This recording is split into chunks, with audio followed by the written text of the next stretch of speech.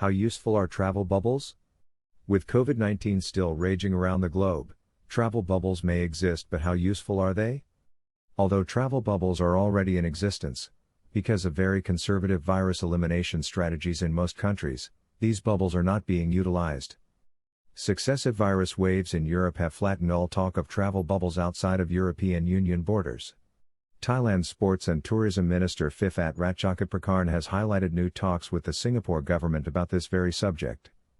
He points out that Singapore has experience of such a bubble with Australia and New Zealand, although it is not working at the moment because of very conservative virus elimination strategies in Australia. Even a single coronavirus case there can result in internal border closures as well as international bubble interruptions. Mario Hardy, chief executive of the Pacific Asia Travel Association, believes that Thailand and Vietnam could be the basis of the next travel bubble on the grounds that both countries have a good track record of containing the pesky virus. There have also been informal talks with Taiwan, which has recently opened a travel bubble with the little-known Pacific island archipelago of Palau. However, the chances of Thailand successfully opening travel bubbles with any tourist-orientated country soon are remote.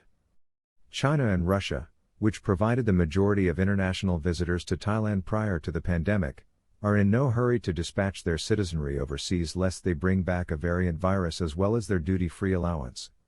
Successive virus waves in Europe have flattened all talk of travel bubbles outside of the European Union borders, while Britain has made it currently illegal for its passport holders to go on holiday.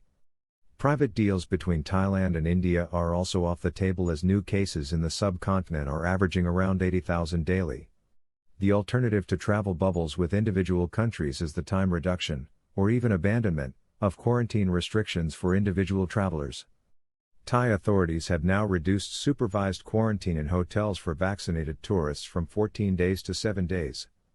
Most other travelers will see a reduction to 10 days, although 14 remain on the cards if coming from an infectious area in Africa or Latin America. The sandbox notion, whereby vaccinated travelers will avoid quarantine altogether, is scheduled to be piloted in Phuket starting in July. This assumes that at least 70% of the island's population will have been vaccinated in advance of the starting gun, which, at the time of writing, is not entirely clear.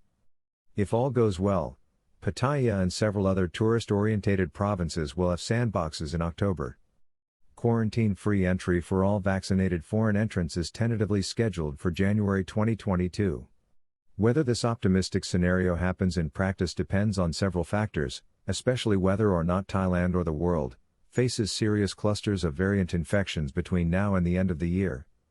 The bureaucracy associated with obtaining Thai visas abroad at Thai embassies, unless changed, is still cumbersome, with some permits, but not all, requiring general medical insurance as well as COVID cover. It is still too early to predict when international Thai tourism will rebound. #RebuildingTravel